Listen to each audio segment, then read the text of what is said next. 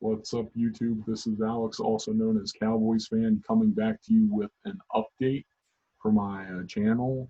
And before I get into that, I checked on Google for the NBA scores, and I saw that the Boston Celtics defeated the Toronto Raptors 102 to 99. So there's that.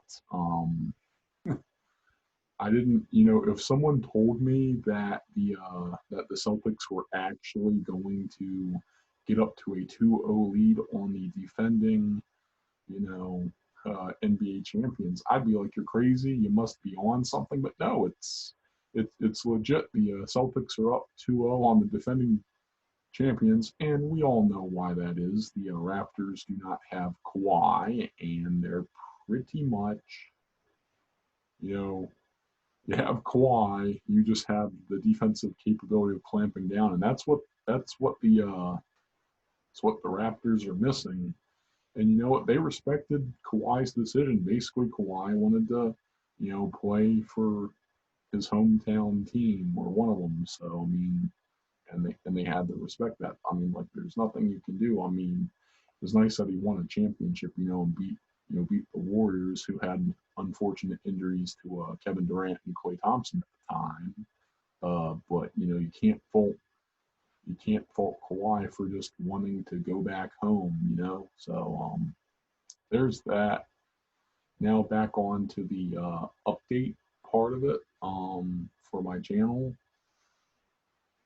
I'll try to stream as much as I can, and you guys know how much I want to talk to you in Discord, and you guys also know how much I just want to stream. But I got class every day. My schedule is kind of weird. So like every Monday that I've ever had at school, my first class was 8:10 in the morning. This semester I don't have class until 1:10 in the afternoon. 1:10, and then it's all online. So just 50-minute recap of whatever lectures we watched. Like the teachers are like the only teacher that is actually doing live stuff, or actually, excuse me, not the only teacher, but I have two teachers that are doing, live stuff. Wait, no, scratch that. Not even two, three. Um, my my one engineering professor, my mathematical modeling professor, and my capstone professor are doing live Zoom. So I have to be on Zoom 4 times actually 5 times, because I have to my one engineering class. It's every Tuesday and Thursday from 9:35 to 10:50. So I have to be on Zoom 4 times in 2 days. Then I don't have to be on Zoom at all, and then I have to be on Zoom again on Thursday. But my communication professor has the stuff already pre-recorded, has everything set up, and then it unlocks the week's Tuesdays and Thursday assignments. Literally unlock, you know, on every Monday at a specified time. So I just have to complete that at my discretion. My advanced calculus, professor is doing lectures whenever the heck he wants, just recording them and then posting them. So pretty much I just have a whole lot of, teachers record their lectures, just post it on there. I just have to do a whole lot of that. And it's like weird because, you know, the past school year, when we had to finish the final month of the last semester virtually, I actually had to be on, actually one of my classes I didn't even have to, be on anything, because we only had like 2 problem sets left in a month. And that was for operations research, which guys is really it's not a fun class that you want to do. You're modeling like life situations in terms of like, how much stock does a company have, you invest this much in material, you invest a certain amount in materials, all the costs and all that stuff, and then you just form it in mathematical formulas like operations, and you have to deal with a whole lot of matrices and stuff like that. It is not fun. Spent hours doing that. So that was the only class that I didn't have to go on a Zoom per se. Oh wait, and then my statistics class, the professor definitely was recording lectures. I actually, before we had a test coming up, I literally waited until like the Saturday of, I guess, to just to review the material and go in beast mode, because he was posting the lectures on our OneDrive, which is where professors can record lectures and then share them to you, to your school email. And yeah, it I was going on my other classes. I had physics and also mechanics of materials engineering. That was the only one I was on Zoom for last month of last semester, because every Monday, Wednesday, and Friday from 8:10 to 9, my physics professor was doing live streams on Periscope. And for you guys that don't know what Periscope is, and maybe you guys do know what Periscope is owned by Twitter. It's a Twitter affiliated live streaming service where you can pretty much, I accidentally said surface, I meant service. You can basically live stream whatever you want. And my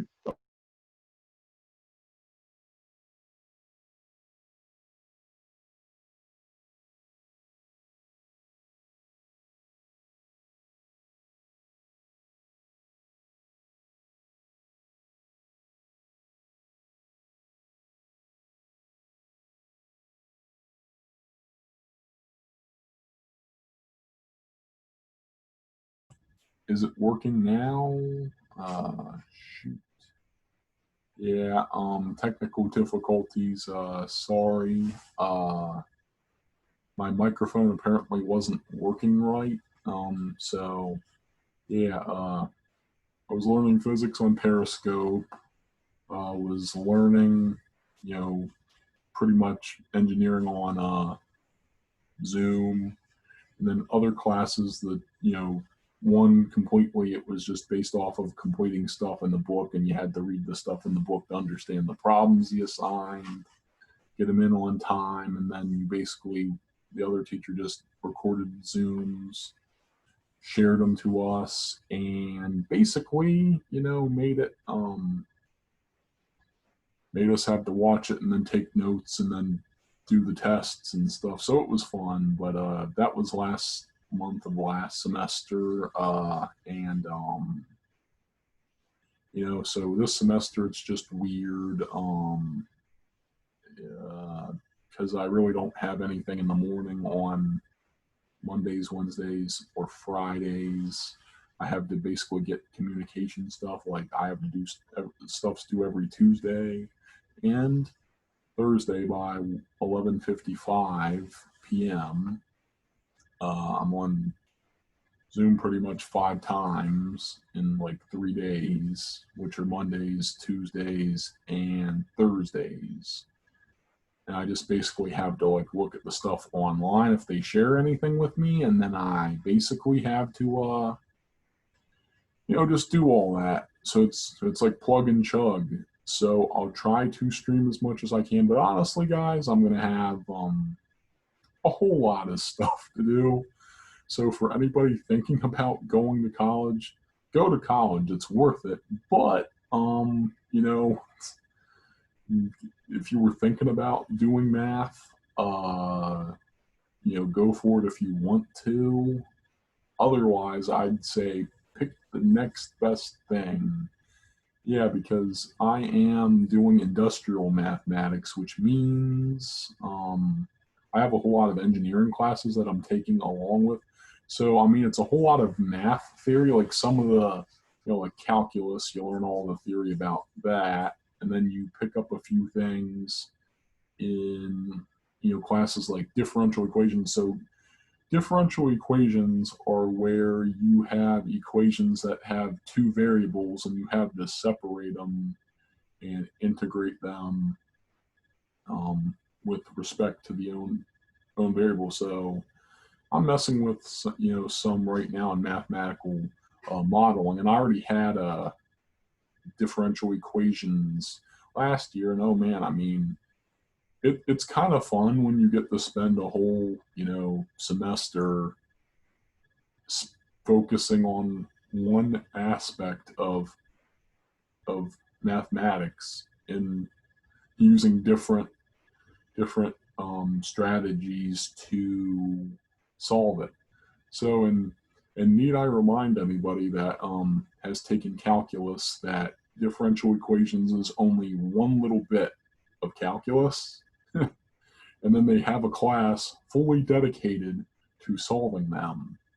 And I'm not really going to get too in depth, but let's just say that class was I mean, there were times where the teacher was just writing down stuff on the board so much like your head would spin and you would question what is it, and then you just went into the book and you're like, okay. And that's just the way it was, that the certain professor, because I'm not going to name any names because that would not be right. And I really like that professor. It's just sometimes hard, and you just got to go to the book and stuff. But I mean, reading the stuff off the board. I mean, I've had them for discrete structures. I've had them for intro to complex variables and intro to abstract algebra. Had them for differential equations, and now I have them for advanced calculus. I'm like, shoot, yep. Write stuff on the board. You might not understand it, and then you go into the book and you're like, oh, okay, that's pretty much how I was in differential equations last year. Was pretty much, I understood it once I got to the book, but on when he was talking in class, it was like a foreign language. So yeah, I'm gonna try to stream when I can, but I might not, honestly, because first week is like a breeze. You don't really have that much. I mean, I had one homework assignment, turned it in today, but I'm gonna have multiple homework assignments, maybe. One thing that's fun about math classes is you basically get to absorb as much information as you can, and you have a test at like around the end of the month, like each month you're going to have a test. So it's kind of fun knowing how the structure is, and that's kind of, I guess, how you just get through college. But guys, it's just you take all the so industrial math, you just you learn about what discrete structures, discrete math, differential equations, all the calculuses, and then all the engineering classes, and you just take everything you learn and then you apply it. Which brings me to my capstone. It's pretty much thinking about doing projects in the mathematics field and demonstrating that you really know your engineering and your math. So it's not like pure math. Both of the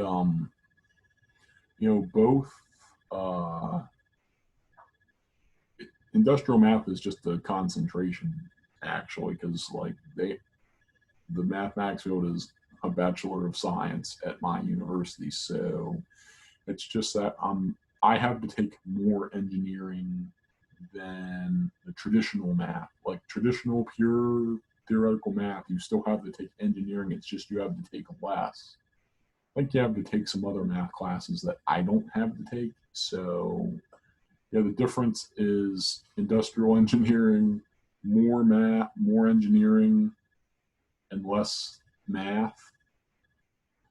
So everything like has a purpose and applied. So that's what I have to do, for the capstone. Just think about doing some research, thinking what do you want to do as projects, and then the next semester will be, and that capstone will be working on the projects and working on the projects and doing all that stuff. So, but I'm not going to jump to next semester. I'm just only going to talk about this semester. I am going to try to stream, but like I said, I'm going to have assignments and they're going to pile up.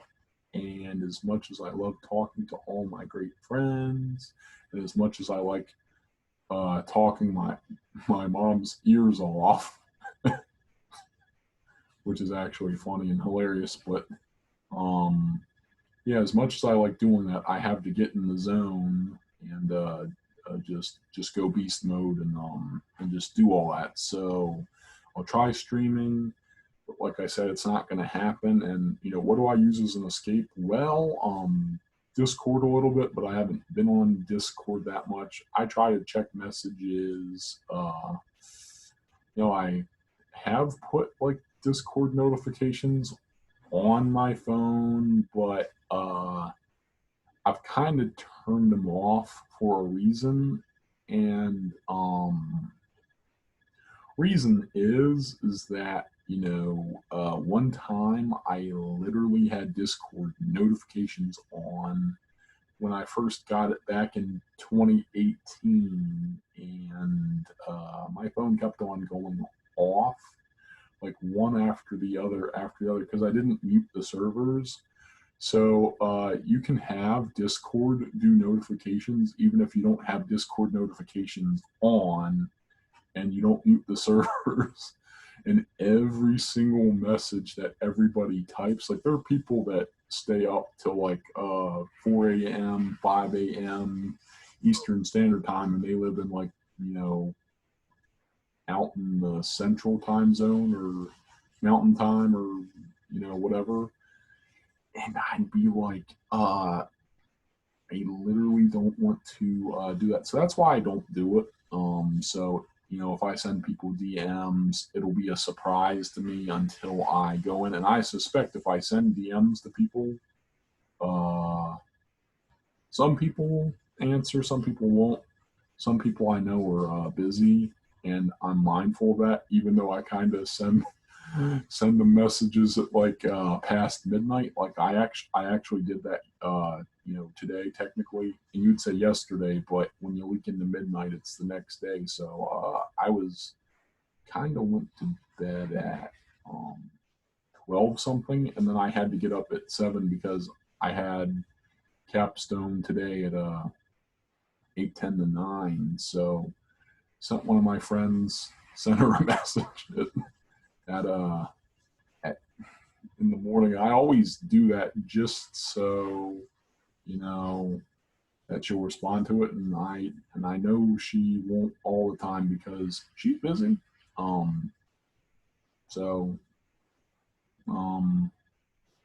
And one time I didn't talk to her for like a day because I had to get the communications class that I'm taking kind of making me play at a fast pace this semester because it's like every Tuesday and Thursday something is due. So I'm responsible for all the notes on my end and crap. I mean, like everything's going to be, piling up. And I'm keeping on top of everything as much as I can, watching the lectures, taking the notes, and, is online learning helping it? Somewhat. It's just like they put the material out there and you just do it. So, wish I could send everybody a message. Wish I could do everything. Wish I could stream all the time. Yeah, so one thing this pandemic has really made me enjoy is streaming. It's called going on your phone all the time, having nothing to do, to just live streaming and entertaining whatever following you have. And I actually have 88 subs on YouTube, which is actually, you know, more than I ever thought I'd have at one time. So that's nice.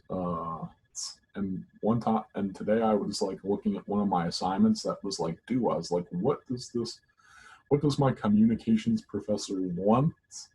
And then I read it, and then I'm like, I was like, I actually didn't think I had Blogger, because it was like asking you to post if you had communications blogs in the past from past communications classes, you know, paste the URL to that. I'm like, shoot.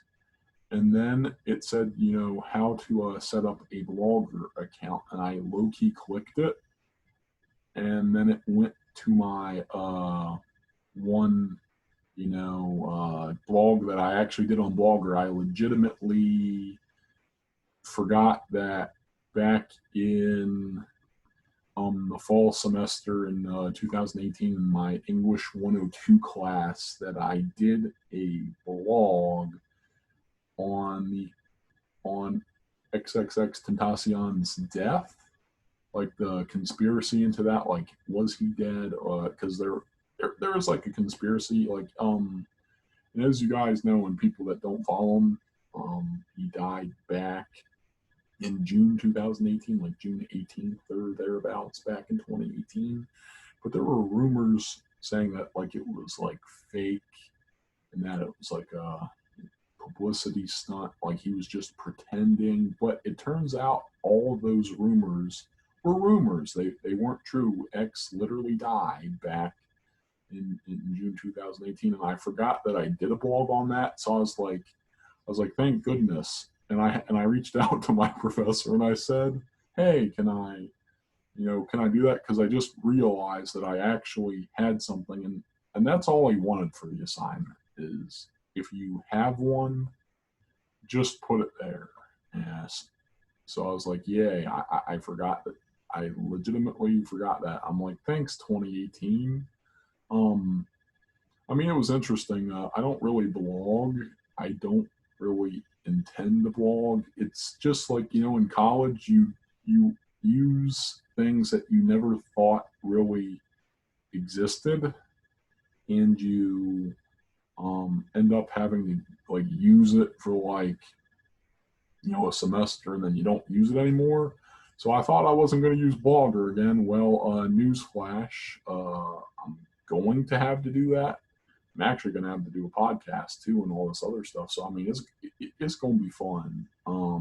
Is it going to be too much? Yeah, because I have mathematical modeling to contend with, advanced calculus to contend with, signal processing to contend with, thermodynamics to contend with, and capstone, and actually a robotics seminar too. But my robotics seminar professor legitimately has not told us when we're going to meet. So, yay, throwing in, you know, random variables and having to contend with all that. So I feel like I could ramble on a little bit more, but basically the gist for like the 13th time is that, you know, I want to live stream.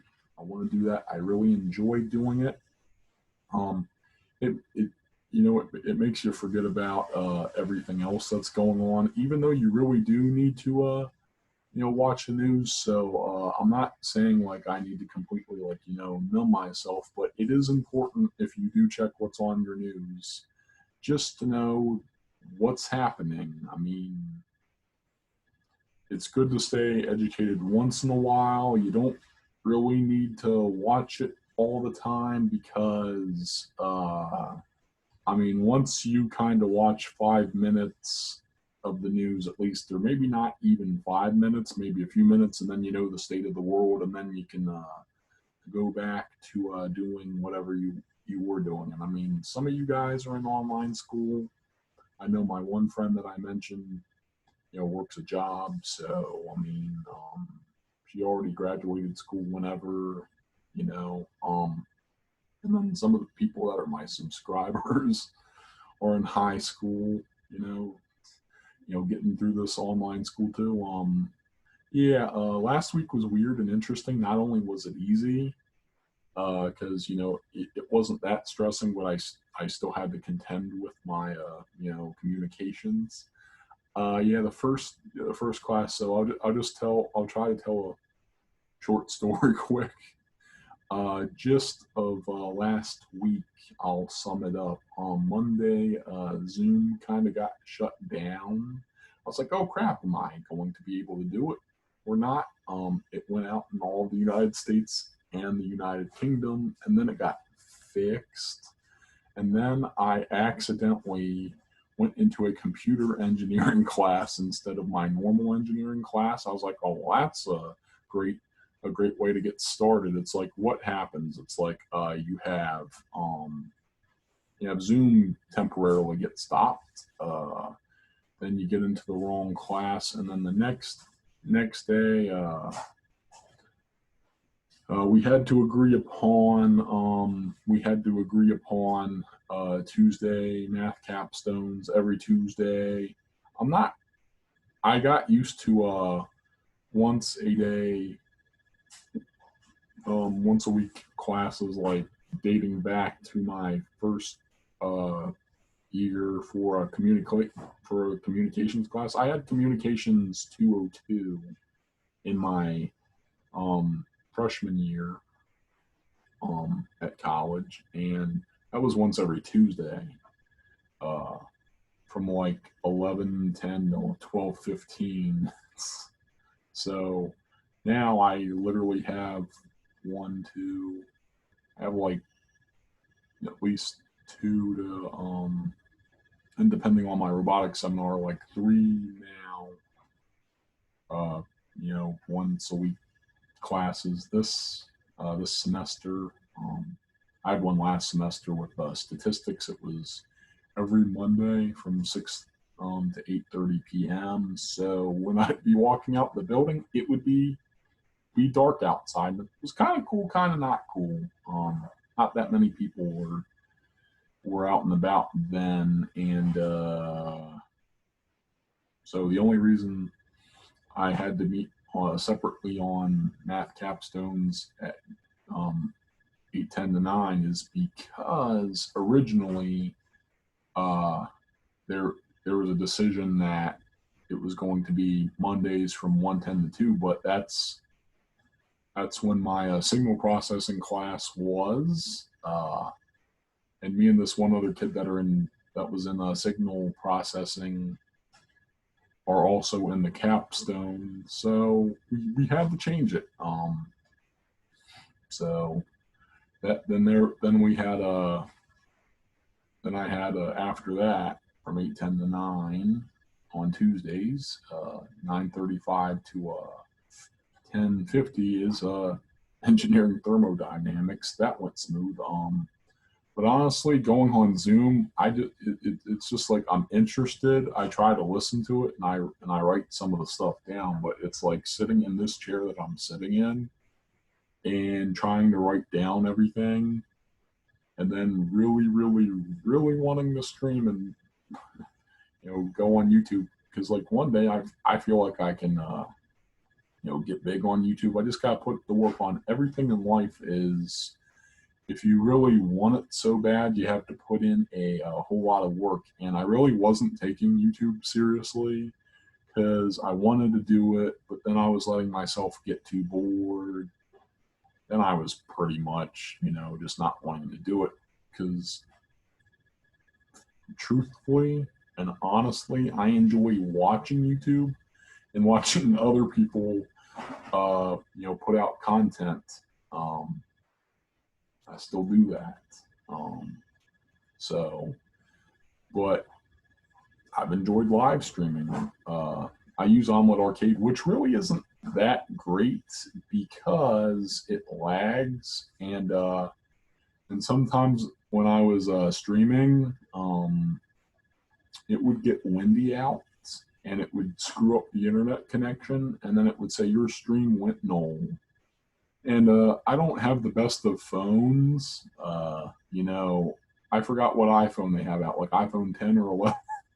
I got an iPhone 6S, and it's struggling to keep up, with everything. So, and it depends on, like, when my battery goes to like 20% or 10%. You guys have seen the notifications pop up, and then it would lag out so much it would say your stream went null, and I'd be like, son of a gun, all that. So it it is what it is. I fought through it, and what's funny is I would you know try to restart the stream like 4 times, and then I changed the name of it in Omelet Arcade, and then when I upload it, and then I found out that those other previous attempts of trying to like restart the stream didn't work out because they got lost too. So yeah, I mean, I like doing that. Are there more games that I should do? Probably, but I really enjoy NBA Live Mobile and Madden Mobile, and that 2K Mobile too. I mean, yeah, that free Steph Curry, that Ruby from how many months ago? You can literally have the AI defend you at like the logo, and then you just call for a pick and roll and run to the right or left, like whatever. Like I guess like you guys have seen in my streams, that I guess it depending on where the big man sets the screen. Uh, I just decide to go like wherever.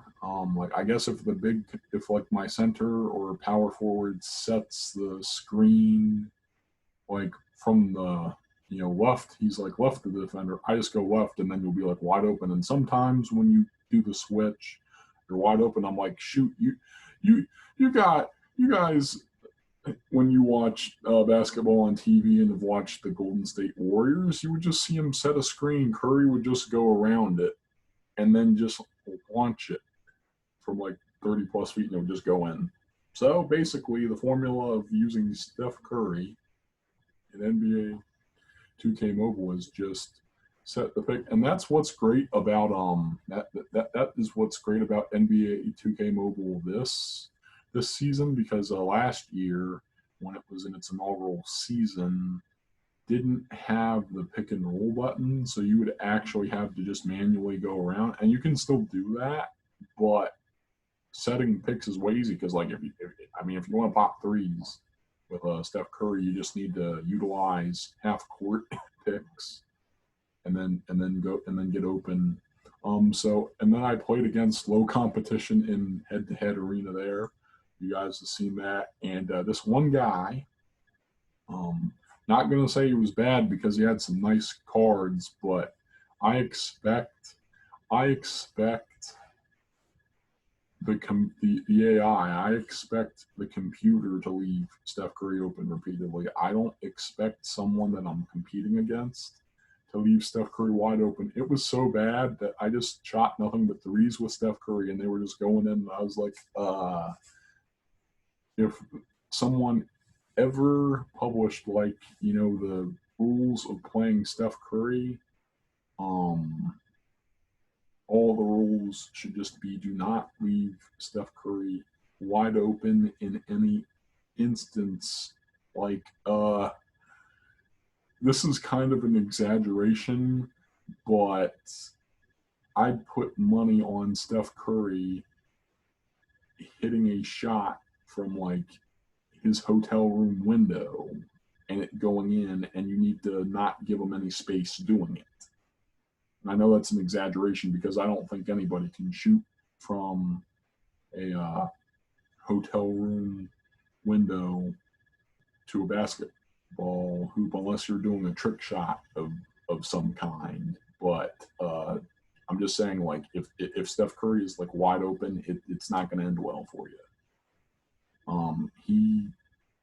I watched whatever, I forget what finals it was, when they were facing the Cavs. Steph Curry was just like dribbling, and he was like dribbling back, and then he put it up, and then it went in. I'm like, he's talented. So it's like I basically just tried to play like stuff in real life on that. That was fun. And his release is kind of easy. I guess it's because you like once you get in the rhythm of setting the picks on that game, you just roll to the left and then you just stop and pop because that's just the way it is. I mean, if you want to imitate any of the Warriors like or any NBA player, you just go around your screen and then you kind of chuck it up, but you have to chuck it up with like some sort of skill. I mean, much unorthodox, but it was just a thing of beauty, and it took a season of rest, but we're gonna get back up and rolling. But so yeah, favorite 3 games to stream: NBA Live Mobile, Madden Mobile 21, and NBA 2K Mobile. And I stopped doing Call of Duty Mobile. I'm probably gonna stop doing that because of school and stuff. And I know that's probably not going to sit over well with people. But I literally streamed my first game with that. It was like 5 hours, like 5.5 hours long, and I've never done a 5.5 hour long stream before. I don't intend to do that ever again. Yeah, that was a one and done deal because I was so tired, and I had pizza and a sub after that. Because I was very hungry and very tired. But yeah, streaming really helps. I mean, because it feels like it kind of feels like a job, and it's every kid's dream now to grow up and be a YouTuber, which kind of think is sad sometimes because I feel like the world needs more mathematicians, but this is America. You have the freedom to do what you want to do. So if some kid wants to be a YouTuber when they grow up, then that's what they can be. I never thought that I was going to be able to do this. I never thought that I'd meet, very nice people on games and just have great, relationships with them. Never, like I said, never thought I'd be doing this. And, I'm just very thankful for that. Very thankful waking up every day, being able to, get an education. Kind of had a glitch in the system there. I don't know what's happening. I don't know if it's like my mic. I don't know if I'm gonna sound any good. I feel like it's going to turn out low, but you guys will have to tell me. But I just never thought I would be able to do this, and it's just a testament to this country and being able to have the freedom to practice your own religion, have independence of thought, just be able to just be able to wake up and and entertain people. I feel like this is like entertainment. I do like music, and it's sad I have not picked up my guitar in a while, and I should. I mean, I got like a song idea that I want to do, and I forgot where I put the lyrics to it, and it was something that I was going to do for my brother, like a theme song for him. I forgot where I put the lyrics, and I was working it in GarageBand, and I don't know if you guys know what you can do, but you can make your own music. You can screw around with it. You can remake your favorite artist's songs in it and add twists to it. And you can also send it to iTunes. So because I'm not that, I took a class back in high school, my senior year. It was like, it was a very interesting class, and it was like the first of its kind at my high school. It was like Intro to Music, Foundations of Music Technology, and we had MIDI keyboards, all that stuff. Like it was like half a piano, so it was cool. And we had some projects, like we remixed stuff. I picked like a Linkin Park song. I picked Faint. And if you guys thought I had any clue how to remix a song, I butchered the audio file, and like looped it.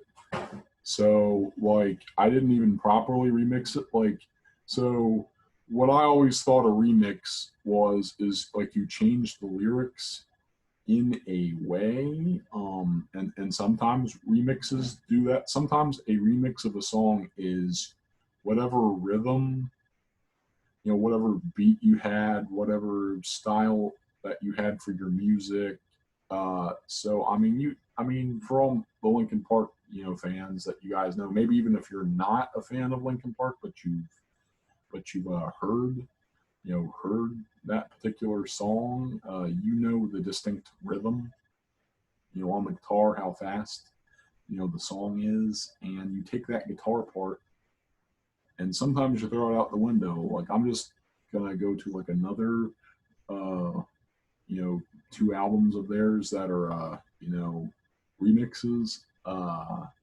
So they have two remix albums, Reanimation and Recharged. So they both start with R.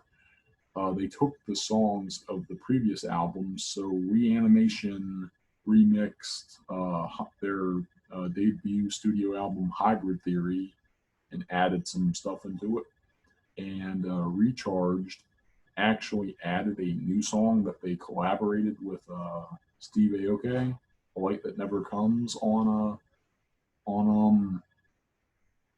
on Recharged, and then they remixed that, and they remixed every song I had from Living Things, and that was more of a dubsteppy kind of dance kind of music. Like if you're down and you just wanted to listen to some dancey music and feel great again, then that was definitely the album for you. And they're both great, but I like Reanimation. But the point was is they took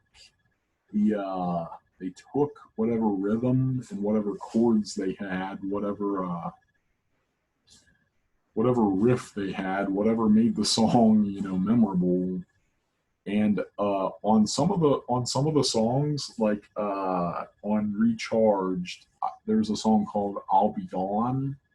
Uh, they uh, they they remixed that twice. And the first instance of it, they really legitimately remixed it.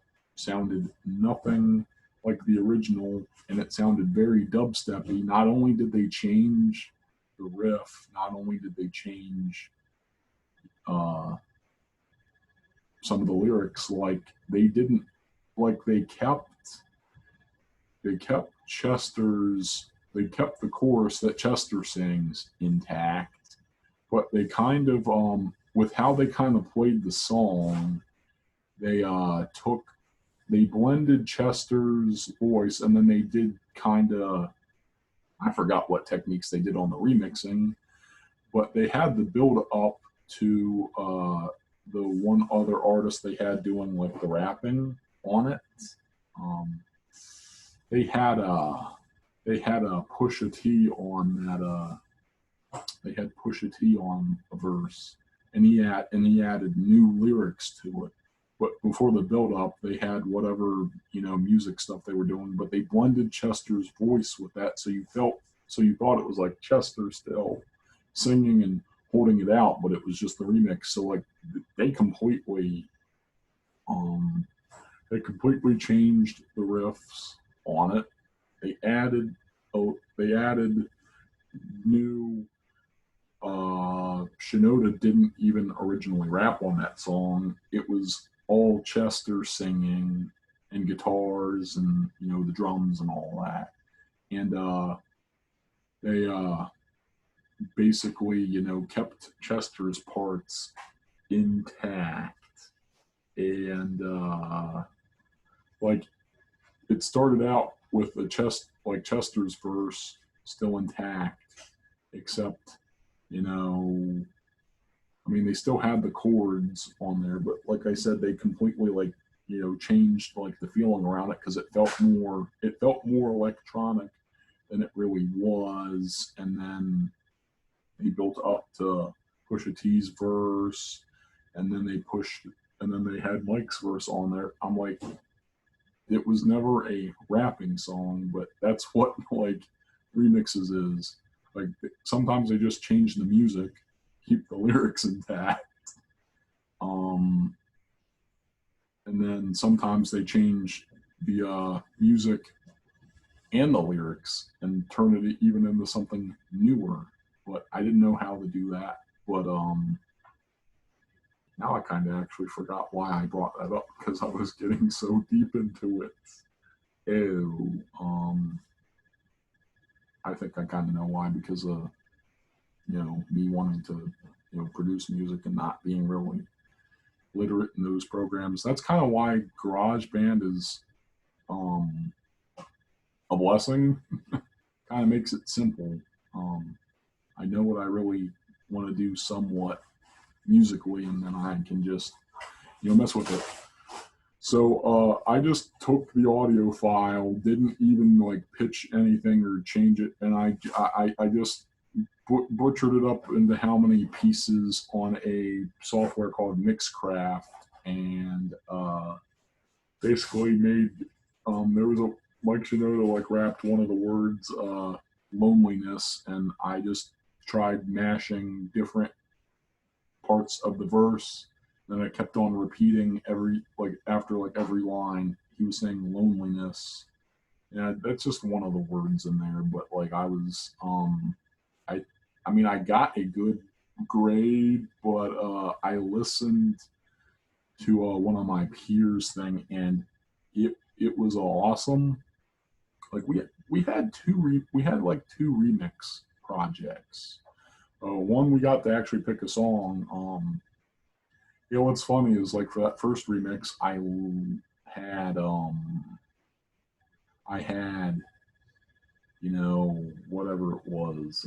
I had two choices. I wanted to do a song from Fun. I think I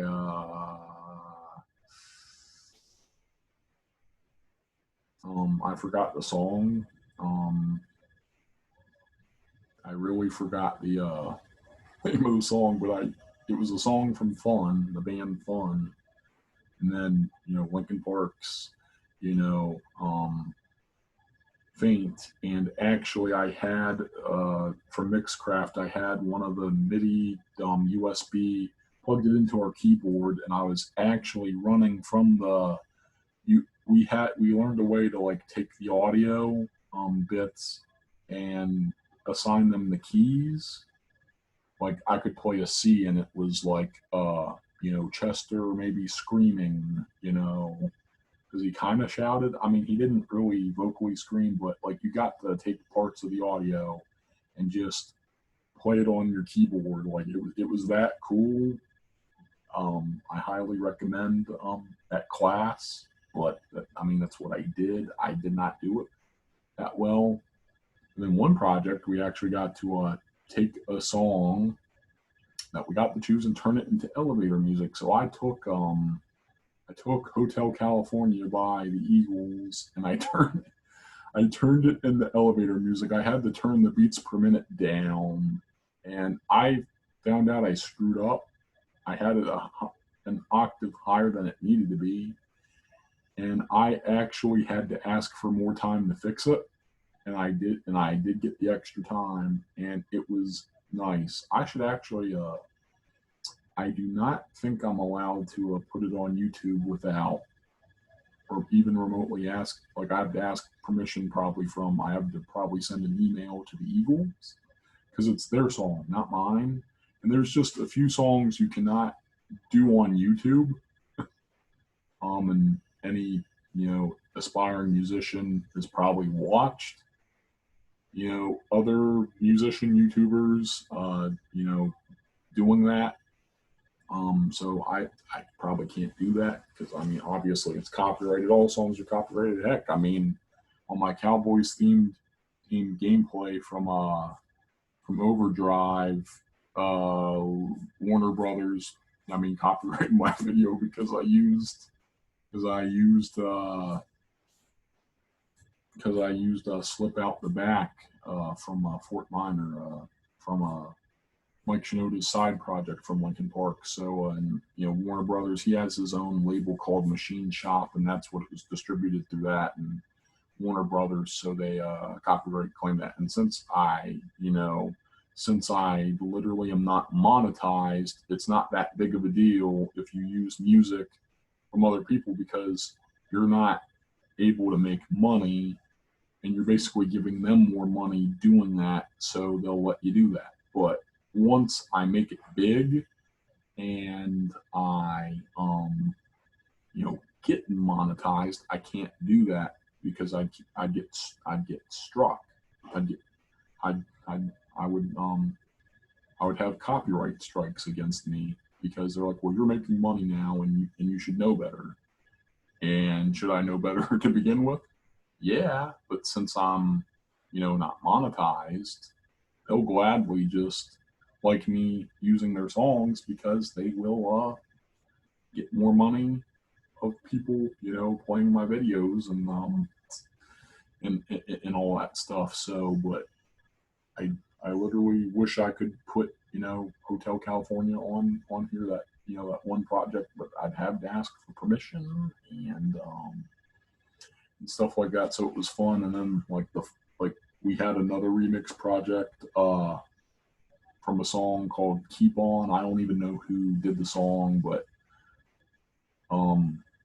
I tried my best. I'm not really that great at creating rhythms and melodies, which is kind of why I have a hard time wanting to even pick up my guitar and actually try to start a musical career because it just seems hard at this point. But I think I forgot what my final project in that class was, but I know people had better remixes of that. I kind of turned mine into a dubstep. It was already dubstep, but I rearranged the sections of the song. Yeah, that was fun-ish. That also took more time too, but I forgot what my last. Oh, we had a beatboxing project, kind of. Oh wait, no, I know what my final project was. I mean, since you guys know that seniors graduate early from high school, like at least a few weeks before.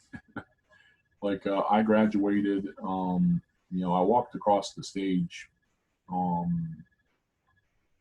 Like May 31st, 2017, around that time. And like the week before my last day of high school was like the 21st or 22nd of May. So we had to do our beat, like we had our final project we had to complete earlier, so we learned how to do beatboxing pretty much a little bit and recording, how to do crash cymbal, reverse crash, bass, snare, hi-hats, all the good stuff. We did that, but then we didn't focus on that because our final project was like doing a music video. And I mean, I ended up getting like a B or something on it or whatever. So it was weird, I mean, I feel like I did well in that class. But so I'm just going to stick to a GarageBand and try to keep that easier and just have ideas pop up in my head, and then I'll try to create lyrics and then see if I can just do an album of GarageBand. I think GarageBand is like low quality because I know like Mike Shinoda and all of them, they already know all the great recording softwares that they use. Because Shinoda does live streams on Twitch and makes music and takes fan suggestions. He literally dropped 2 albums of fan suggested music that he did. So yeah, he has the better equipment than I do. He definitely. So I mean, if I'm going to be producing music from like not Mixcraft, from GarageBand, that'll be low quality. So sorry for rambling, on for minutes. Just really wanted to, get that out there and, see what it would go. Besides, talking about, the future of my channel, I'm just thinking pretty much that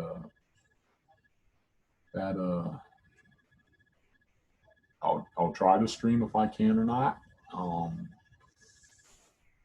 I'll definitely, consider, putting this channel on a hiatus until next. And I know that's not really a good thing, but I'll I'll try to do one when I feel like I have time that I can, because I really don't want to get the reputation for starting to do it at the wrong time at the end of my summer break and then being busy and saying, hey, I'll come back here, and then not feeling like doing it, and then putting it off to like next year. I'm like, I literally need to do something that helps me stay on track, through college. And this is an escape that kind of gives me even more structure than school does, because it's like, okay, after I do this, then I can do that. Like I feel rewarded.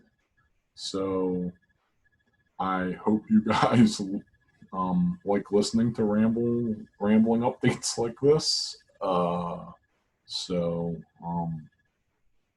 I've kind of stopped watching, sports right now. I mean, besides me looking at the score before I, started to sit down and do this, but I mean, the games are at like 6:30, and I'm like, if I'm doing something school related at 6:30, I'm not watching it. So before school started, I tried catching it. I wish the Rockets would try to win. Kind of want to see James Harden against LeBron James. That's okay. We can see Chris Paul against LeBron James. That's good too. The Clippers face, I believe, whoever wins between. Wait, I don't. What seed is? I think if the Nuggets win, then the Nuggets play. Wait, yeah, never mind. You guys can tell me. If the Jazz win, I think the Jazz then play. It's the way the NFL playoffs work. The first seed always plays, the lower seed, or the lower of the remaining seeds, and then the second seed plays the remainder of the highest remaining seeds. So it's a good chance that if the Jazz win, they play the Clippers, and then the Rockets win, they play the Lakers. Yeah, it's kind of nice. LeBron being the point guard, then Contavious Caldwell Pope, Danny Green, Anthony Davis, and JaVale McGee. Honestly, who's better between JaVale McGee and Dwight Howard? I'd say Dwight Howard, but Dwight Howard has literally embraced backup center coming off the bench and being a beast. So, just roll with whatever, is successful for you. So, and then, nice seeing Russell Westbrook. I almost want to do double R's. I almost want to say, actually, I want to reverse Russell Westbrook's name. I want to say Russell Westbrook, or say Russell Westbrook. Because like it's just kind of hard. You want to say it too fast. So yeah, it's interesting. The Rockets starting five is, when healthy, because Westbrook was dealing with a strained quadricep or whatever the heck he was dealing with. So then the starting lineup would be, with him healthy, it would be Russell Westbrook at point guard, James Harden at shooting guard,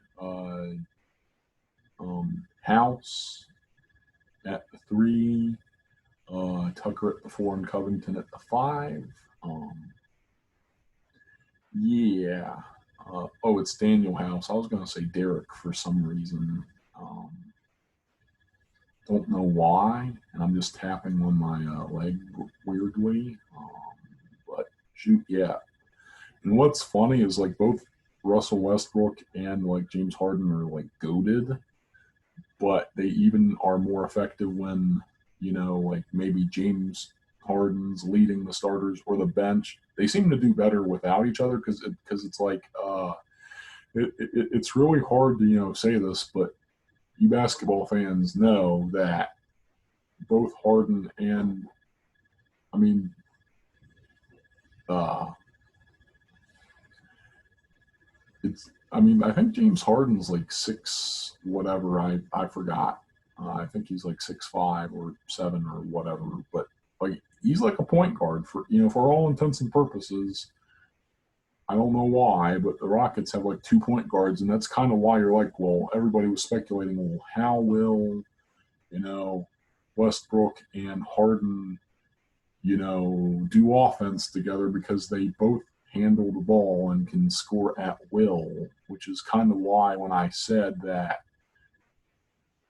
they really do better when they're both leading respective units. Not kidding, they both score at will.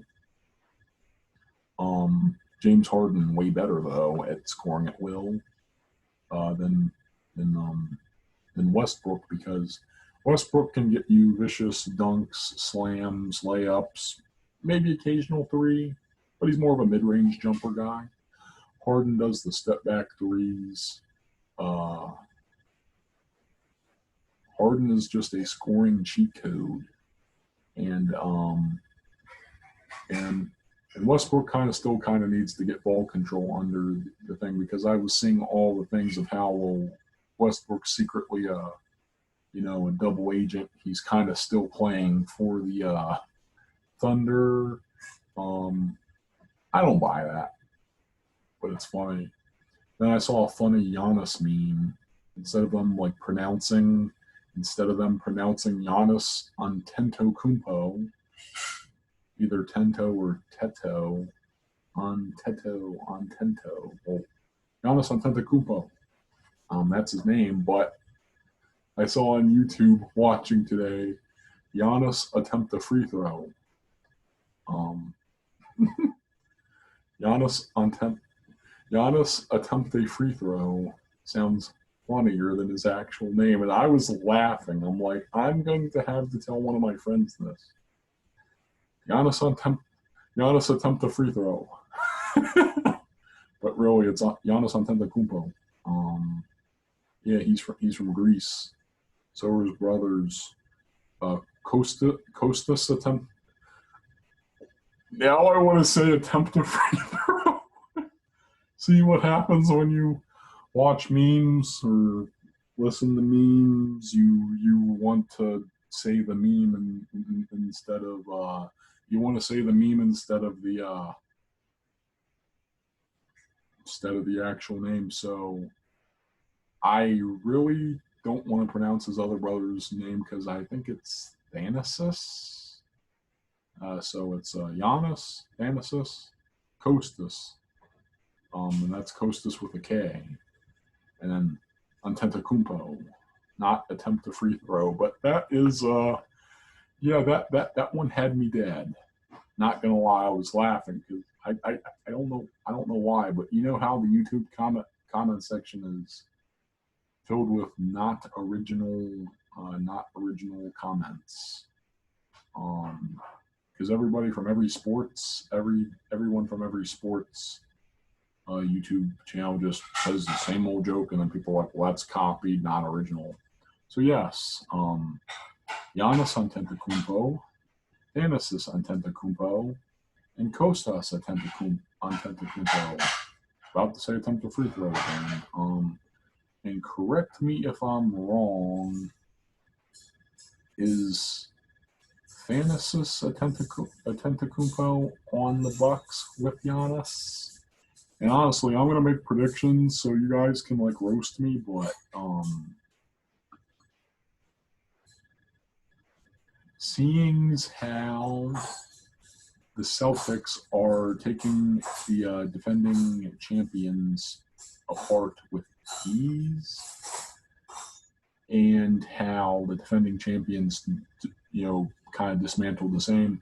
I mean, the only difference between the Bucks last year and Bucks this year, they do not have Malcolm Brogdon. Malcolm Brogdon jumped ship to the Pacers, who got swept by the Heat. So, but Brogdon did pretty good for the Pacers. So it's weird. It's just the money where, like, it's just the Bucks were so close to making the finals by even being in the conference finals, that you feel like you can run it back, but there's just pieces of that team that you can't keep. And Malcolm Brogdon was one of those instances where the Bucks couldn't really retain him. So, yeah, I forgot who the Bucks shooting guard is, because I know Middleton. I know Chris Middleton plays the 3. Bledsoe's the 1. You got Giannis, obviously a power forward, and Brook Lopez at center. So they kind of ran back to the same team. They still got Korver shooting 3s, George Hill. I think Thanasis is on there. If it's not Thanasis, it could be Kostas, but I think Kostas is somewhere. I don't know, but my predictions, since the defending Raptors are kind of having a problem dealing with the Celtics right now, and the Bucks are having a problem against the Heat. It's going to be interesting. I am this video is going on longer than I thought it was going to go, because I'm rambling, but I enjoy doing this, and it's actually like 10:15 or whatever. I'm like, shoot, I'm just going so long. But my predictions are the Celtics advance to the Eastern Conference Finals, and I'm just going to go with Stephen A. Smith. I have a strange feeling that the word for word what Stephen A. Smith said, that I have a strange feeling that the Heat are going to beat the Bucks. And where does that leave Giannis's? It's interesting because technically they could run back the same team, and Giannis is the MVP. Giannis is also the defensive player of the year too. So he you expect to see more. What's funny is, like, everybody was like clowning Giannis. Well, he needs to improve his game because he's so heavily reliant upon his defense and just spin dunking. But he has a reliable jumper. He can hit 3s. He can hit mid range. He can block you. Because I saw the one highlight where he blocked Jimmy Butler, and then Chris Middleton ended up getting the ball, in transition, and then popping a 3 and stuff. So, yeah, Giannis is a player that you can totally stop, but the Heat are doing it. And the two teams that are giving me Warriors vibes are the Heat and the Clippers, just because of experience and the talent, the leadership, and the defense too. So yeah, I don't know. I just feel like the Heat are going to beat them, which means where's Giannis going? Shoot, what's funny is how there's like reports that they want out, and then they say they don't want out, and they're loyal, and then you don't know where they're gonna go. But shoot, if Giannis goes to the Warriors, that the starting 5 would be Curry at the 1, Clay at the 2, Wiggins at the 3. Well, I mean, that's actually considering if they can keep Wiggins. I feel like the Warriors would have to package Wiggins and whoever they draft to get Giannis. And then they'd have to sign like free agents, because like, I don't know, like, let's just theoretically say somehow that they don't have to give up Wiggins and they can finesse the whole league. Because, I mean, I don't think Wiggins is like a superstar or a star yet, but he's fitting in with the Warriors system, at least like averaging at least 22 a game. So, I mean, that's good. I mean, a star that can give you 20 every game. Don't think he's really a superstar. He's not that elite. And it's because he really wasn't asked to. I mean, I'm not really, doing all the research on this. You can watch other sports YouTube channels. They said that they didn't really have to, because you know how teams like to just draft a guy. Like the Cleveland Cavaliers drafted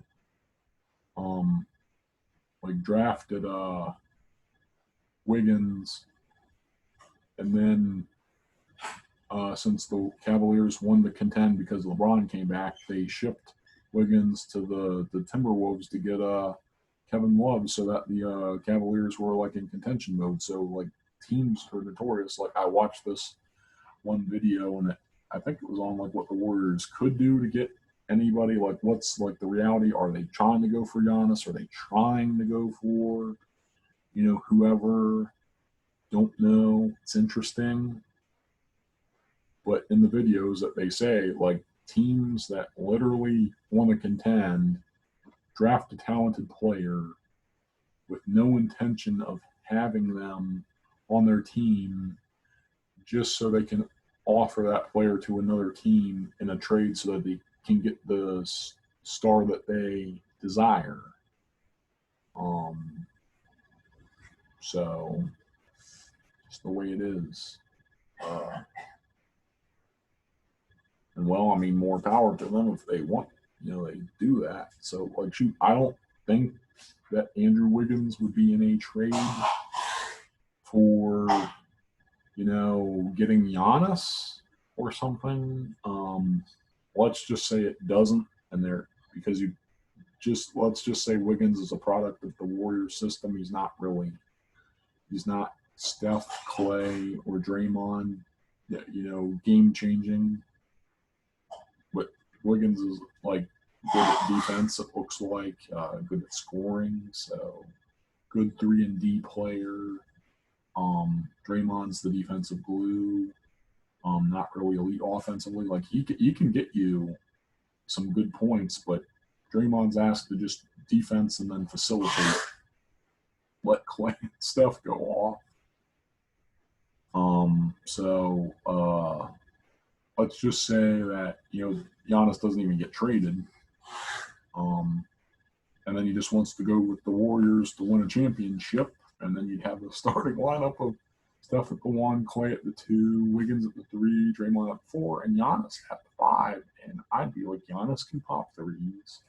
You'd have 2 defensive players of the year. Remember, Draymond Green did win defensive player of the year. He is a good defender. So you have 2 defensive studs in the front court. Draymond can hit threes, but I'm trusting Giannis to hit threes more than Draymond. Then you can have what the Warriors never had was good rim protection. Like Bogut was okay, but not really the best. So, or if that doesn't make sense, I don't know, whatever the heck I just said, whatever. But shoot, if you have 2 defensive players of the year in your front court, and one of them can spin dunk at will and pop threes better than Draymond, because, I mean, to be honest, you guys have seen it looks like Draymond Green shoots like he has a, backpack, he has a heavy backpack on his back. So you got 2 great people that can block. That would be unfair. Like, I think everybody thought that it was like unfair that, the Warriors added Kevin Durant. To be honest, I liked it. Rest of the NBA didn't like it, so it made everybody that missed out on KD just have to try to become the Warriors, and it was funny. But Warriors didn't even need Kevin Durant. Even if they had the chance to get LeBron James, they'd never need LeBron James. If they had a chance to get Kawhi, they'd never need Kawhi. And to be honest, they wouldn't even necessarily need Giannis. And the only reason like they got rid of Kevin Durant was because of I watched this and I forgot which honestly YouTube video, but it was just to make it so that the winning culture stayed in the Warriors that they built and didn't make them have to pay a whole lot of money. So like Kevin Durant was willing to keep that, agree to. So Kevin Durant didn't really have a falling out after the Achilles injury that he suffered during the finals against the Raptors. He didn't have a falling out. He really wanted the Warriors' success to continue, so he agreed to get signed and trade to the Nets. And then the D'Angelo Russell experiment went. Just have him play good to trade him for Wiggins. So the Warriors really did finesse people. They parted with good terms of Kevin Durant after that injury. So basically, you can chalk up that KD beef with the Warriors as media stirring and nothing more. Kevin Durant wanted the Warriors ways to continue because let's say they keep Kevin Durant, then Kevin Durant kind of does want money. He was opting out, so he could actually basically Kevin Durant, to be very honest and real. And I'm going to make this analogy. When he joined the Warriors, and the way he conducted his contracts to stay with them is basically, contractually speaking, the way that Tom Brady was with the Patriots, because he kept on taking pay cuts so that the team could keep winning and find ways to keep on being successful. And I know that success was only 3 years to the finals, but geez, look at what the Warriors were able to do, and I thought they were going to even win the finals when they had DeMarcus Cousins. They didn't, but hey, Boogie got to play in his first finals. Not many people get to play in the NBA finals, like the biggest stage of your career if you're in the NBA. So but Kevin Durant wanted to literally keep that culture continuing and get better. And really, when people say that you do not need Kevin Durant, the Warriors never needed Kevin Durant, they never did because they're great at building teams. It just so happened to be they really wanted to turn their team into beast mode, pretty much. Oh, that was a thing of beauty, honestly. The Warriors had the luxury of Steph and Clay having their worst shooting nights of their career ever, and then Kevin Durant just bailed out. It's it don't matter that our two-time NBA MVP is playing like crap. It also doesn't matter that our second best shooter is, there is an argument to be made, and I'm not going to do it until whenever I decide to do it. Who's the better shooter between Klay Thompson and Steph Curry? I can tell you that I know who the better defender between Steph Curry and Klay Thompson is, and it's Klay Thompson by a mile. It's not even close. I think people say that Klay Thompson is a better shooter than Steph Curry, but to be fair, they're both great shooters, and that's why the NBA wanted to get their own Steph and Clays, pretty much. They just changed the way. 3-point shooting. They literally 3-point shot their way to the finals and played suffocating defense and all that stuff, and they went to the finals for 5 straight years, winning 3 rings out of the 5 times. And that is a great. It's a great. I want to see if they can kind of try to continue that dynasty. But shoot, 5 years of doing that, great. So, they didn't even need Kevin Durant with that. And they just wanted to keep it continuing on. So I'm like, shoot.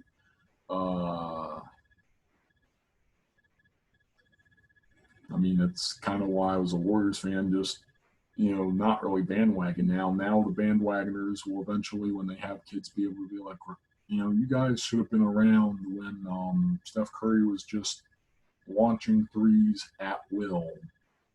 Uh, Launching threes at will, and the Warriors were just launching threes at will and getting their way to the finals. So yeah, I don't know what they're going to do, but shoot, adding Giannis would help. Still don't think they need Giannis though. In fact, I don't know who they're going to pick. I don't really follow college basketball. I don't know who they're going to pick with the second pick. I think the roster's fine actually. Right now, it's just every YouTuber that like follows sports should have always made a video. What happens if you lose Steph Curry? For majority of the season, what happens? Well, the answer is the wheels fall apart. What's funny is you could just have Steph Curry and then everybody else built around Steph Curry and not even have players as great as Klay Thompson and Draymond Green. And as long as you have Curry on the ground, Curry makes you better. And Klay Thompson was recovering from his ACL tear that he had from the finals from a year ago. And then you had Steph Curry go down with his wrist injury, and then pretty much everything, went down because like I said, Draymond was never asked to carry the team. He was playing his part defensively. But it didn't help when you lost a two-time NBA MVP to a hand fracture and then COVID-19. But when Steph came back, when he was healthy enough to play a little bit, and he came back before the season got canceled, he looked like the old Steph Curry that we watched, lighting up the NBA through 5 straight finals appearances. So basically, what's going to happen to Giannis? I think there's a good chance he's actually probably going to want to stay with the Bucks because they can just run back until they can't, and that's okay. Because the East is weak because LeBron made it to 8 straight finals in the East, and that's how weak the East was. I mean, LeBron didn't have to contend with like the James Hardens and the Kawhi Leonards and the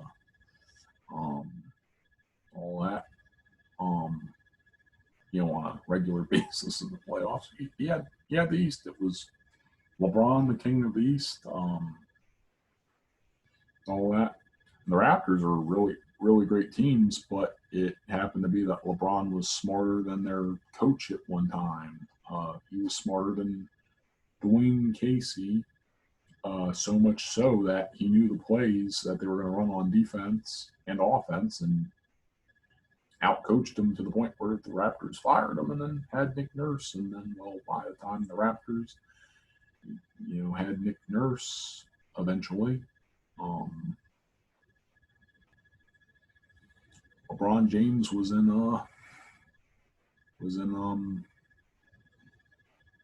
LA with the Lakers. So yeah. Funny how he got swept by the Warriors and then decided to go to the Lakers. Yeah, if the Warriors were in the playoffs and they had Klay Thompson and Steph Curry and all that crap, they would have been in the playoffs, no doubt. Because Wiggins was, they didn't have Wiggins until the trade deadline, which was, I think, in January or February, before the All-Star break. So, yeah, if they had Wiggins like day one instead of like halfway through the season, at least, the Warriors would have literally made the playoffs. And then it would be fun watching Steph Curry threes like that. But that did not happen. And, at least they got rest, honestly. Because the playoffs are 7. If you theoretically got unlucky and had to go to game 7s in every series you play, that's 28 games.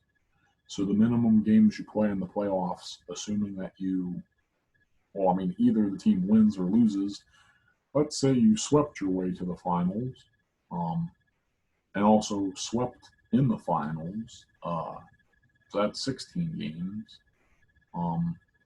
So the minimum amount of games you play in the playoffs, including winning the finals, and you sweep them all, is 16. And you play 82 for the regular season. So in 5 straight years, the Warriors have went to the finals. And their first championship they won in 6, I believe, 5 or 6. I think it was 6. Yes, they won in 6. Second one, they got beaten in 7 because of the whole fiasco with Draymond Green. If Draymond Green would not have, if he would have controlled his temper, plus Bogut not getting hurt, then the Warriors would have won. And then Kevin Durant wouldn't have joined, so you got that. So they won in 6 for their first finals, and then in the second they got lost in 7. Then they won in 5, and then they swept LeBron. So it went from, of course you win 4 games, but the series were 6 games, 6-7, 6-7, 5-4.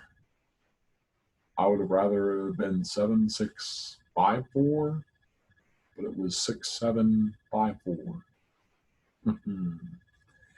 And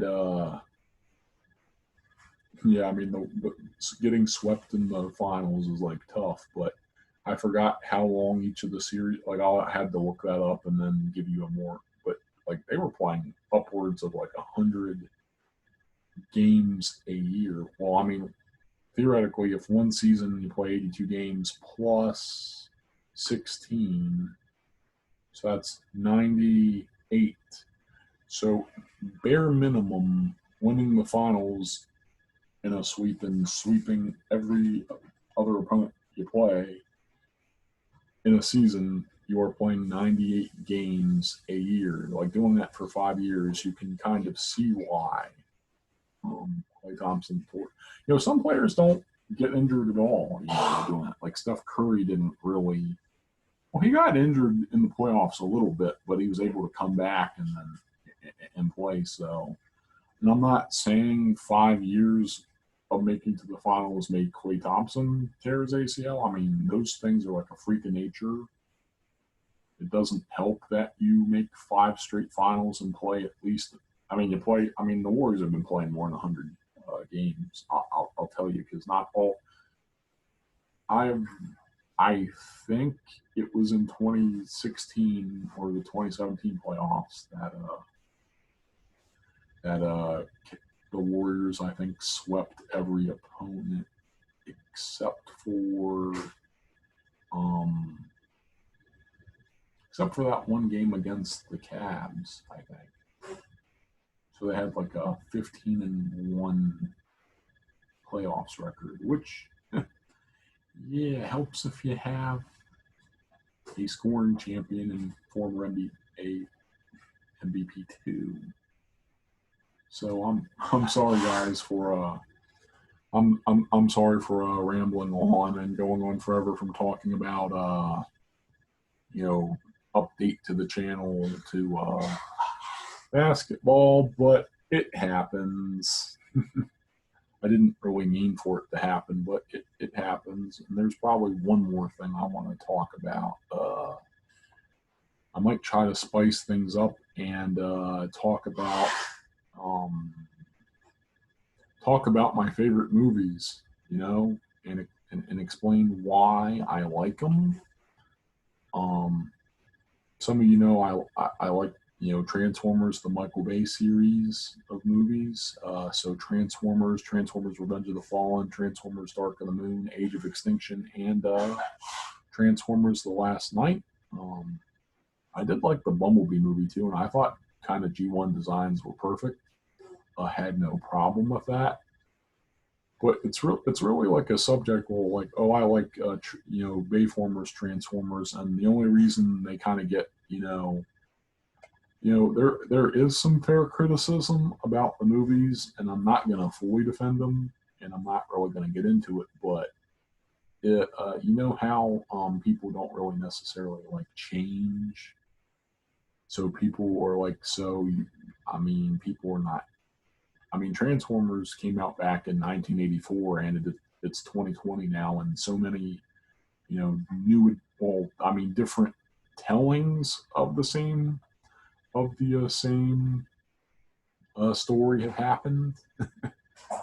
Let's just say that, because the one constant in Transformers is there's always an Optimus Prime, a Megatron, a Bumblebee, a Starscream, Cybertron. They're called Autobots and Decepticons, except for, yeah, I just contradicted myself. I said they're always Autobots or Decepticons. There are Predacons uh, and Maximals. There's that. Yeah, Beast Wars and Beast Machines.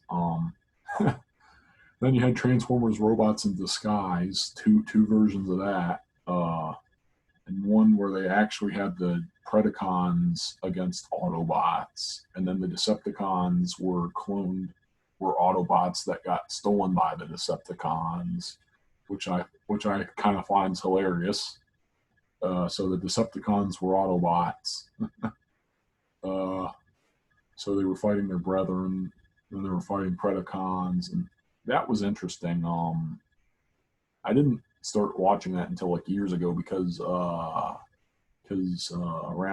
2000, around I think it was like around 2001, I was like 2, so I was not watching cartoons like Transformers Robots in Disguise. Like I said, by the time I was like well, I didn't say that earlier, but I started Transformers with Michael Bay. And then, of course, once you start at any point in Transformers, whether you started at it from the beginning or whenever, you'll eventually go to G1. So if you were a kid and G1 was your thing, then you started off when it started off. So that's there. Yeah, so I mean, I have pretty much all the Transformers toys I have. I really like Transformers animated, like uh, Transformers Prime was one of the best too. Besides that, but I like the Transformers Michael Bay movies. I liked the Transformers Prime series and its series conclusion. I watched the original Robots in Disguise cartoon on YouTube, and I heavily prefer that over the 2015,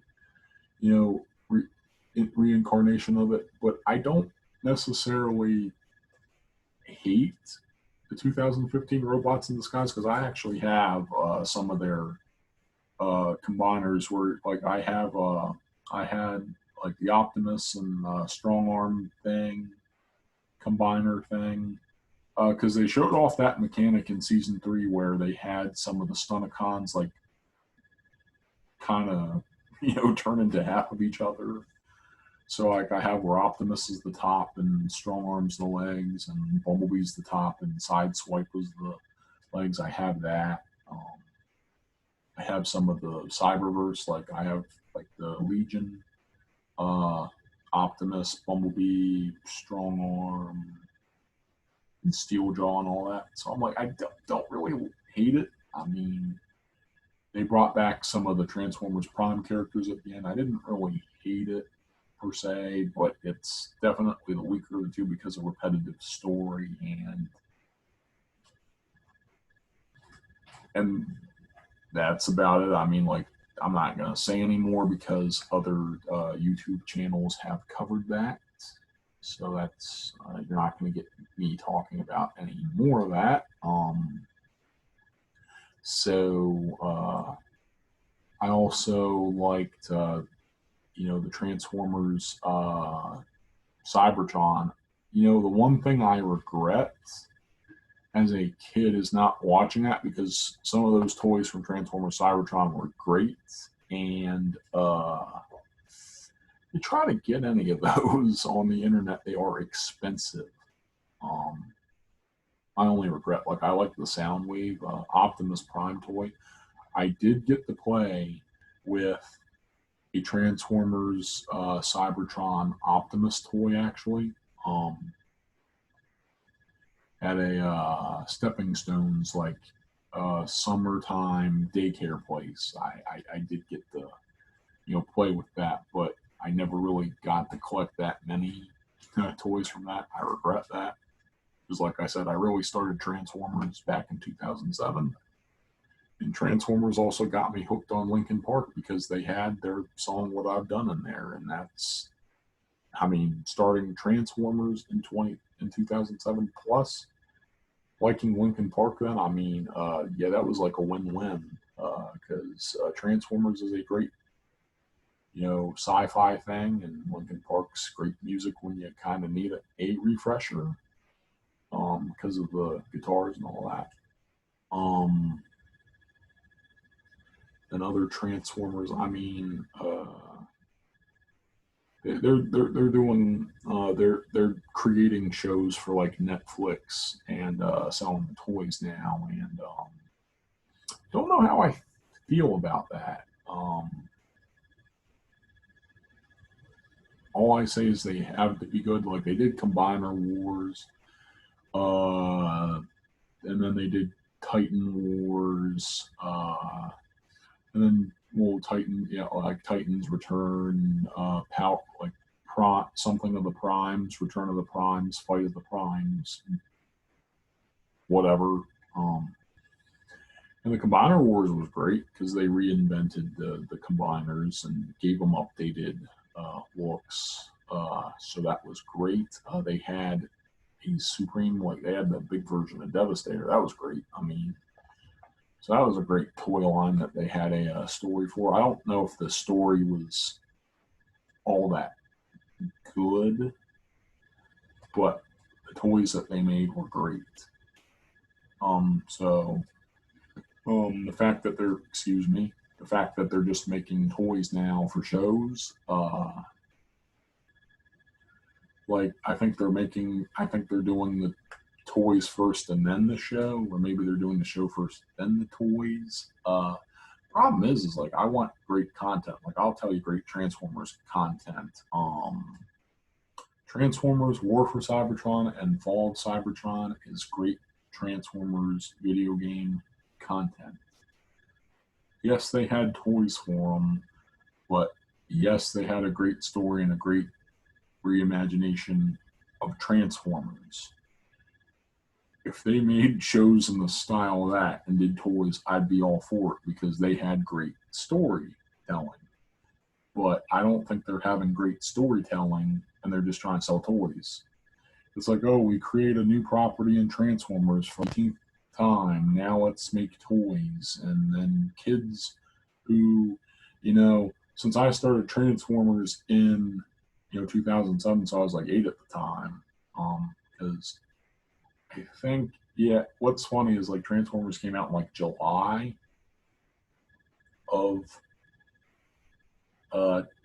2007, and then they pushed it back into June. It's great when it was in June. I watched the first Transformers movie with my mom, I believe. I don't think I had my father with me. I watched it with my mom, and then I wanted to watch it again like the last day before it came out on DVD. Then I got like the super big pack where you got to watch the movie in one disc, and then you got to watch like the pre story for the Transformers before they did their story on the thing. It was nice, and then Transformers Revenge of the Fallen was obviously in 2009. I watched that twice in the movies. It was in theaters on my brother's birthday. I watched it. My mom couldn't watch it, and I really wanted to see it. So what happened is that I watched it once with my father, and then I watched it again with my mother, and then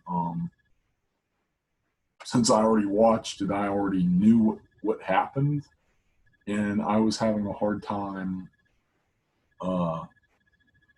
I was having a hard time trying not to spoil it for her. And she had, she had no idea. And I kind of felt bad because I was actually like talking over it and not really letting her enjoy it. And the third one I watched in 3D because that was the first time they were shooting it in like IMAX 3D. So I watched the third Transformers movie in 3D. Fourth Transformers movie only watched once, and the fourth Transformers movie was the longest one at 2 hours and 45 minutes long. And I remember that because, well, they have 30 minutes of advertisement, and then you add that to 2 hours and 45 minutes of movie. That means you're at the movie theater for 3.5 hours, pretty much. Well, 3 hours and 15 minutes. I can't believe I failed at that. I was at the movie theater for 3.5 hours for Avengers Endgame. So I can definitely tell you that Transformers Age of Extinction was 17 minutes less than Endgame. So, but if any movie's like 2 hours and 45 minutes long, it's like too long. I also remember it because the popcorn that I had was super salty. So watching some of the scenes from Transformers Age of Extinction, I was eating with salty popcorn that had too much sodium in it. So did that ruin it? No, I like all of them, and it's like an unpopular opinion to like it, but I like the movie. I kind of think it's the best they could do because I don't know that many people that could do a convincing, because it's kind of weird because when you're telling a story, you don't want to run out of all of your great ideas too soon.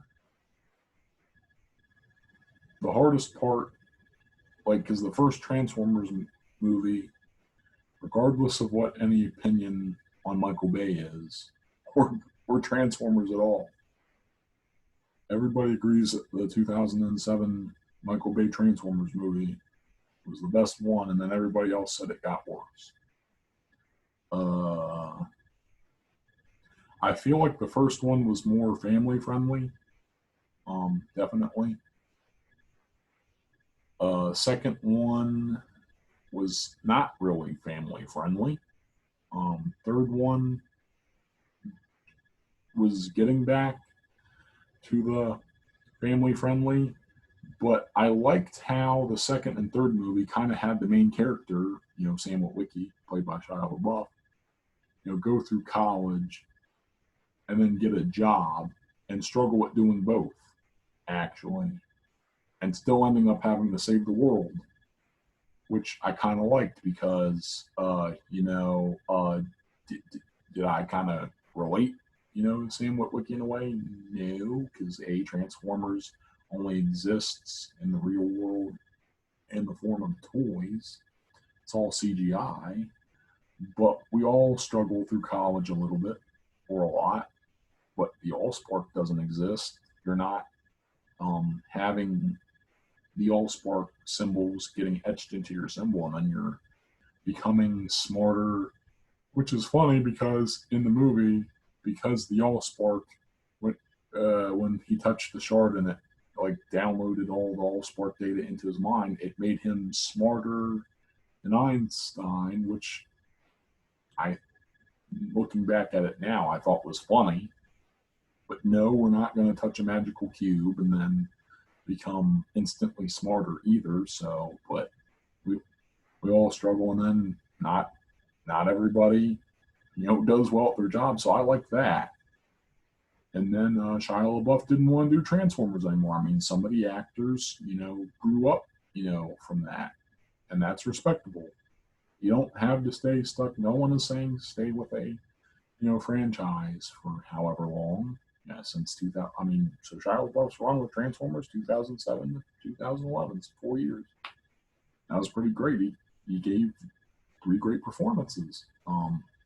And detailed how you can struggle at life doing that through high school, getting picked on in college, having a mental breakdown because he touched a cube, which was funny, very funny, and sad, kinda. Because what if it was real? That would be a whole lot of craziness because you'd have too much knowledge that no one else would have. Then everybody would call you crazy. Um, but then he did settle down at the end. I mean, in the end credits, he settled down and obviously passed college. And then next movie, obviously, was doing the job. So, I mean, it was nice that he didn't fully get kicked out doing that. Then the fourth movie, since Shia LaBeouf's character, whatever, then we get introduced to Mark Wahlberg's character, Inventing, and then you have the whole Decepticon army dead. And I think it did the best it could. Like, when you're writing a story, you don't want it to fan out, too early, but it fanned out early because Megatron died in the third movie, Starscream died, Shockwave got introduced in the third movie, died. Devastator from the last movie died. A whole lot of Blackout died in the first movie. Grinder died in the second. Shoot. Who else? Oh yeah. Like the whole Decepticon army died at the end of the third movie. I was like, it's too many Transformers to think of. I think they always had more Autobots than Decepticons for some reason. But yeah, pretty much everybody died. So they basically said, well, psych. They said psych that pretty much Megatron didn't die. It's just that his consciousness was stuck in his head, and then he gave himself a new body. They created all the new Transformers based off the old dead ones. Oh yeah, I was just remembering Sideways was in the second Transformers movie, and he died by side swipe. So yeah, so Sideways, Demolisher, Scorponok, yeah, like every Decepticon died, and the only one that really ever came back was Megatron. Oh, and Barricade. Barricade survived too. The only two Decepticons to survive up to the fifth movie were Megatron and Barricade. That was it. And the only original Autobots from the original were Optimus and Bumblebee. I mean, everybody else died. Jazz died. Ratchet died. Ironhide died. Mirage actually did die. Leadfoot died. Roadbuster and Topspin survived. I think Sideswipe's dead. And if you want to know about that, other Transformers YouTubers have that covered. Ironhide died, which was sad, honestly. Sentinel died. He was kind of playing both sides. So, just the way it is. Yeah, so really, what was made difficult about it was the bad guys won at the end of the third movie, so they had to do their best to create a compelling story of trying to keep it going. And I thought it was good. It was too long, but I thought it was good. And it was hard to try to remember every single Decepticon, or every subclass of Decepticon. I mean, it was basically just easy to say every Decepticon not named, Megatron or Barricade died at the end of the third movie. And sometimes they just introduce characters in one movie just to kill them off. I don't know why, but I had to think through. Brawl died, Bone Crusher died. Yeah, so you see, it's just easy to say that all the Decepticons died, and all that.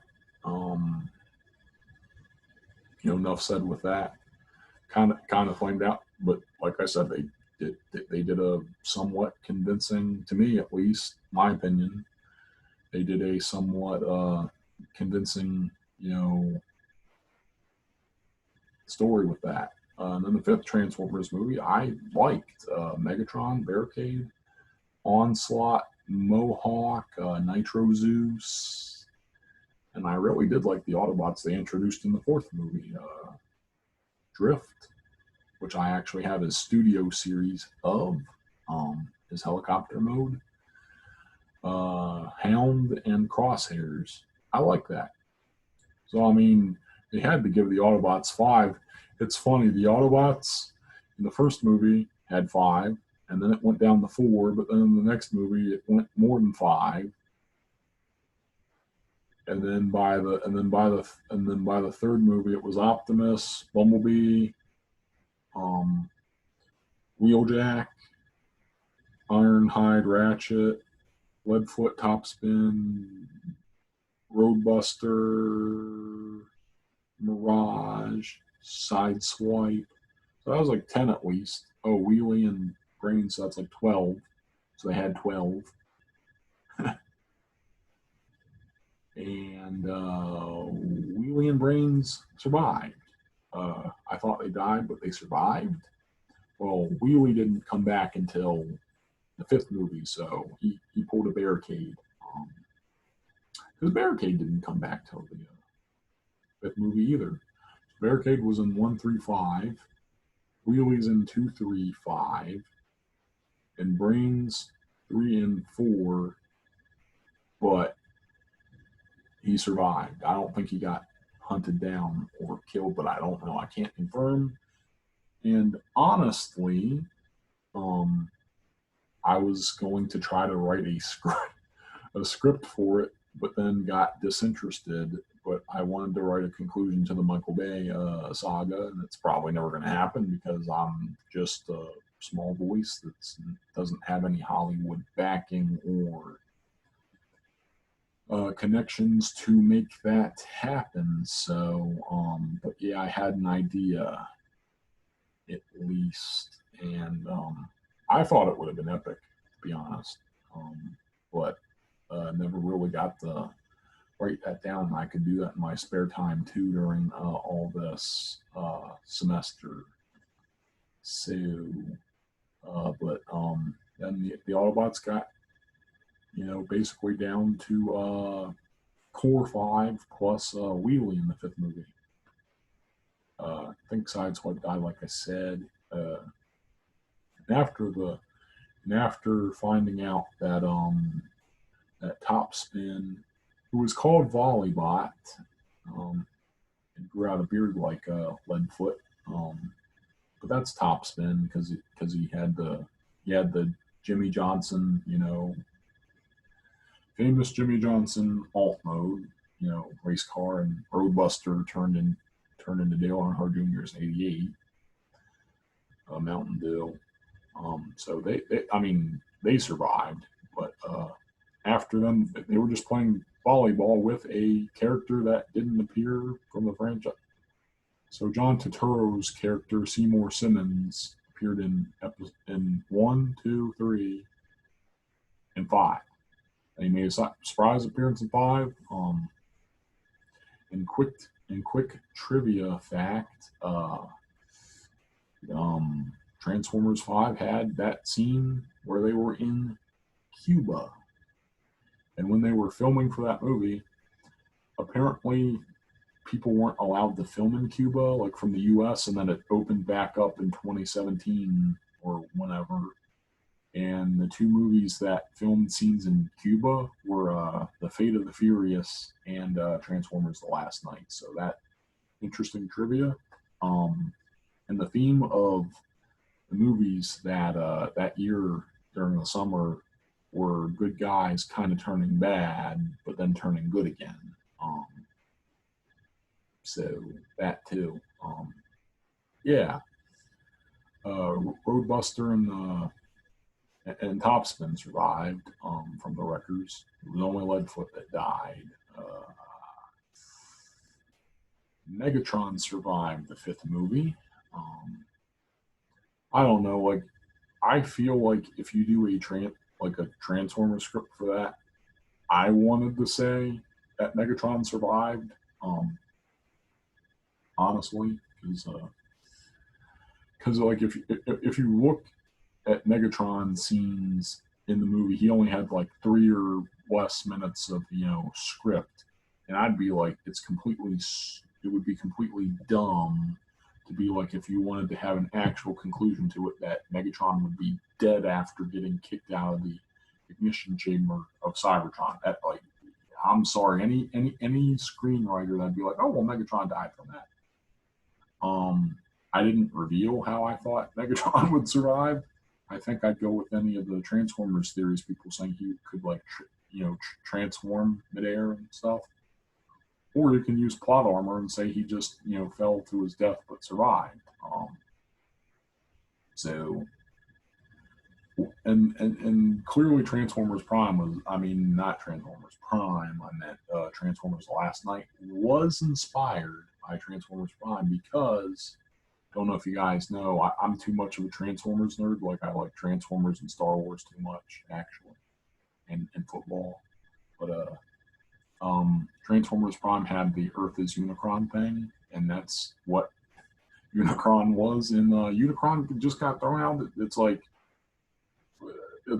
Unicron didn't matter until the 5th movie, and it was drawn from like inspiration from Transformers Prime, whether it was inspiration, whether he copied, pasted, whatever, he got permission to do it because it was in the film. So, which means they were probably inspired by it, because honestly, that was a bold idea. It was a bold idea to say that the Earth was Unicron. Yes. Very, very, very, because honestly, in G1, Unicron was his own planet. And that carried in Transformers Armada and Energon. And even though Transformers Cybertron was in the Unicron trilogy, he did get mentioned in Transformers Cybertron, but the only reason he got mentioned in Transformers Cybertron is because he got destroyed in Transformers Energon, and that destroyed the balance of the universe, creating a black hole that they had to deal with. So there's that.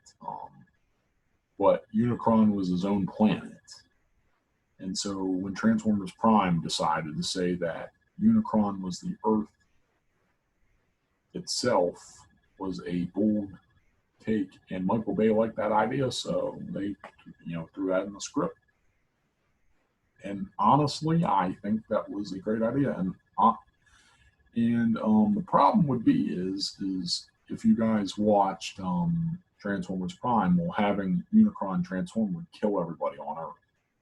That would be a problem. So, like, even if I were to do it like right on my script, I would not have Unicron transforming, but I'd be having basically Unicron do what he was doing in Transformers Prime, like talking in Megatron's head, or being involved in the other ways that he was, like projecting manifestations of himself. Because honestly, like I said, Unicron transforms, it kills the Earth.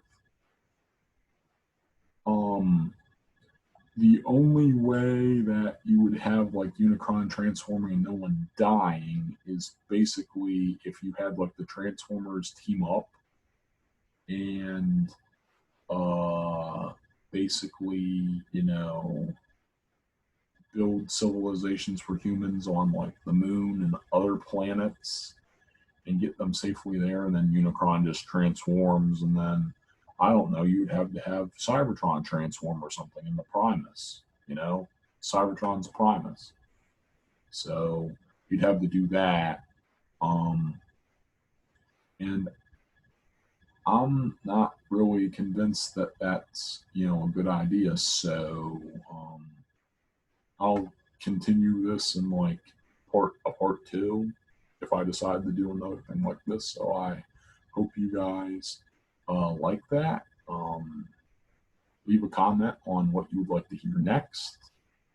And until you see my face and hear me again, good night.